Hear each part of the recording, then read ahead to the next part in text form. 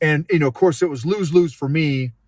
It was lose-lose for her, because there's no doubt that when she asked the question, "Hey, how are you doing?" I was already in a state of stress and anxiousness and anxiety when she asked the question. But again, I wasn't aware of that. I was aware that I was in my brain, but was not aware of the underlying stress, anxiousness, and anxiety. Welcome to the EQ Gangster podcast, where you will learn practical tools to grow your mental and emotional health and intelligence to be the best version of yourself, both at work and at home. It is real, raw, and transformational. The journey of emotional growth isn't easy, but it's worth it. I believe in you.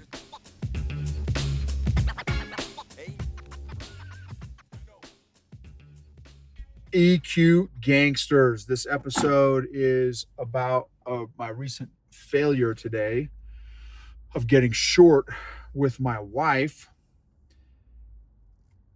And what's interesting is some insights that I've learned after I've calmed back down is a couple things. One, so a couple, really fascinating insights here. One is, for some reason, I don't remember this being a big issue before, but for some reason it's more challenging now for me to deal with the unknown of the future.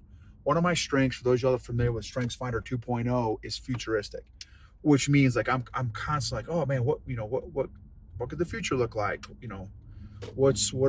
Anyway, so kind of the future thing, right? So, and I'm so thankful, recently closed a couple new corporate clients, and so my schedule, I've got probably at least 30, maybe 35 new corporate coaching clients that I've got, on top of some consulting work, some business consulting work. And I've got another one in the wings as well as a possibility. So anyway, my schedule is about to pick up significantly. That schedule not only is going to pick up, it's going to require a lot more traveling than I was doing before. Now, thankfully, I have been able to work from home for like 17 years, like a couple years before our daughter was even born. So she has always had two work from home parents, there's no words to express the gratitude for the business cult that I was in, because that was a huge, huge blessing. In spite of it being a business cult, I'm very thankful that my wife and I were able to get the results that we were able to from a financial perspective to create enough, income so that, we could both be stay-at-home parents for, again, the last 17 years, or for her, it's been maybe 19 years, 20 years, something like that. So no words to express the gratitude, no words. Like, how many people on the planet, even billionaires, can say that they have been able to work from home for, however many years. So I'm super humbled and grateful for that blessing. So that being said, and plus, not to mention all of my classmates, all my military buddies that have spent literally years away from their families. So again, to say that I am grateful for, their sacrifices and stuff that they have made, and their families, so that I could build a business and work from home. I, you know, there's just no words. I'm so, so grateful. So anyway, now I'm going to have to do a lot more in the military speak, TDY, temporary duty, where I'm going to be doing some traveling. So visiting, doing some on-sites with my clients and stuff, and doing some in-person coaching and stuff. And I'm super stoked, love it, love working with leaders. That is my absolute passion and jam. And so the unknown of, like, have I worked with leaders before? 100%. I've worked with truckloads of leaders. But with this particular schedule, this new schedule I'm going to be adopting here maybe by the time this episode drops, I'll already be in this new high pace schedule. But right now it's like 2 weeks out. Well, almost 1 week out, 1 to 2 weeks out before my schedule starts to pick up significantly. And it's all, and so with my futuristic strength that's looking into the future combined with the unknown of kind of what that schedule is going to look like. And of course I can game plan and plan it out as much as possible, but there's still some details and some logistics that have not been worked out yet. So there's kind of a big question mark regarding what the logistics and the schedule, the operational tempo is going to look like for me, my family, etc. And also, like, another big thing for me is taking care of myself. Like, what is that going to look like when I'm on the road and I'm traveling and I'm hotel stuff and just all that travel, all the kind of stress that can come from just doing lots of travel and everything. Because another big one for me is jujitsu. How am I going to maintain my jujitsu schedule? That's a big one for me. That is an absolute big one for me. So that's a big deal. So another insight is, so just the unknown, right? And not fear the unknown. It's just the unknown, not knowing. And it's not because there's an aspect of it that I don't like. I love all the stuff that I'm getting ready to do. It's just unknown to me. So anyway, it's just been interesting. I got to think through, like, why does that bother me? Plus, what is that saying? Like, if you're feeling anxiety, you're living too much in the future. If you're depressed, you're living too much in the past. So the goal is to be mindful and present, which I dig that. And so that's an area I'm clearly got to work on. Another thing is details. The more details that stack up that I've got to knock out myself, the more overwhelmed I get. Now, that being said, as a result of my EQ growth over the past 4 years, I have grown my capacity, but I'm currently facing down the barrel of a truckload of logistics and details, that involve hundreds and thousands of baby micro decisions that, again, for an influencer personality, a sanguine personality, can be very overwhelming. So that is another factor. And then the other factor is the most recent time where my schedule has been absolutely insane in the membrane was in the business cult, where I was controlled and manipulated. Again, I wasn't aware that I was controlled and manipulated, and I was like willing to be controlled and manipulated because I obviously let myself be controlled. So I take full responsibility for that.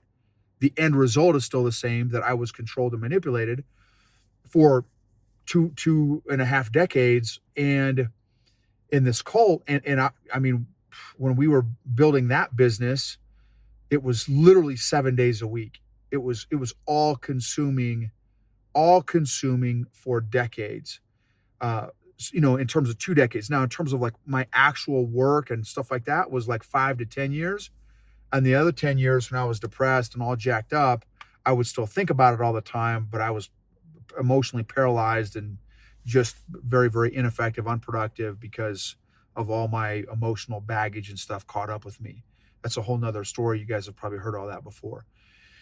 And so that episode is episode 99, if you want details on how the whole cult ops went and how that big train wreck happened. But that's the details there. So I also am wondering if, because my schedule is getting ready to pick up significantly, if somehow subconsciously it triggered in me this, and I'm going to just say PTSD. I don't know if that's actually what it is, but it triggered the memory of me being 7 days a week, 24/7, 365, and just absolutely neglecting every single aspect of my life, including God, including my wife, including my family. Well, this is kind of, some of it was pre my kid, but so, and I just wonder if it's somehow connected, right? Some of my stress and anxiety. And so anyway, today was having a chat with my wife, and she's like, hey, what's on the bean? Because for me, when I get bogged down with details, I start to go inside. I'm just trying to work through the 875 decisions in my brain and doing a very poor job at it, because I had not spent the time to go through my ape session and stuff.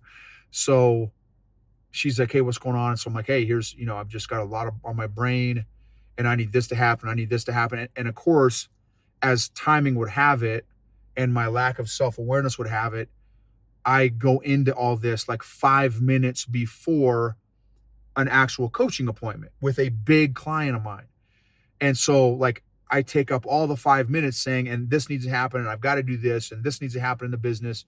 This has got to happen in the business. This has got to happen in the business. And I was pretty short and direct and very terse. And I said, look, I got to go. And boom, jumped into my coaching appointment. And then, of course, Mamacita was en fuego, right? That got her all fired up. She's like, dude, you took it out. You took it out all on me. And I felt like you just beat me up, and you used me as a dumping, as a garbage can. And, and then you just, you didn't even say thanks for listening, and you just vomited on me all your crap. And then you just cut me off and go right into your coaching appointment. And, of course, it was lose-lose for me. It was lose-lose for her, right? Because there's no doubt that when she asked the question, hey, how are you doing? I was already in a state of stress and anxiousness and anxiety when she asked the question. But again, I wasn't aware of that.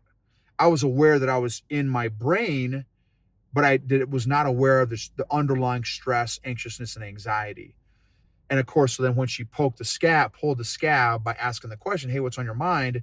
Total great question, totally innocent question, it's a great question, right? And I, boom, 5 minutes before, I unload on her. And so I'm like, once I was done with the coaching appointment stuff, and then she went upstairs, of course, during the coaching appointment, and then she comes back down. It was a little awkward between us because I was still feeling kind of spun up and everything, and, not super ready to have the conversation. But she comes in the kitchen where I was and was like, hey, dude, what, like, you all right? What's going on? I'm like, hey, I'm totally sorry for like losing my cool and being short and letting you have it. And, and she's like, man, I felt like it was all my fault. And I'm like, no, 100%. That's exactly how I came across. And I'm sorry. It's 100% my fault. The reason my business is not further is because I have not handled the details that need to happen to make it go forward. And I'm 100% sorry for making it sound like and making it come across like it was you. I'm just, I'm super stressed, super kind of overwhelmed with details that in 1,000 decisions that I've got to make between now and a week or two.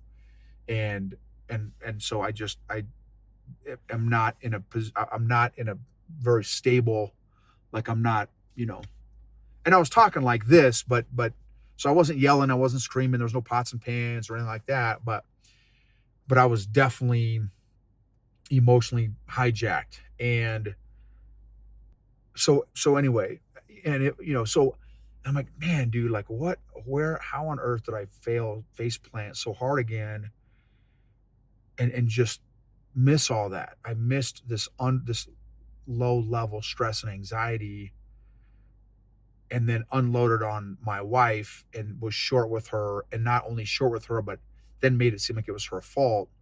Right. And I mean, there's probably other couples that find themselves in the same scenario.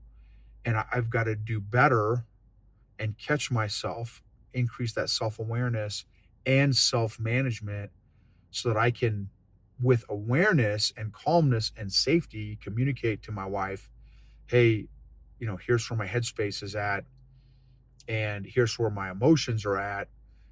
Just give me, maybe give me a few hours, or let's maybe come back around tomorrow and maybe talk about some of this stuff, because right now I'm feeling a little amped and probably not in the best headspace and emotional space to address this right now.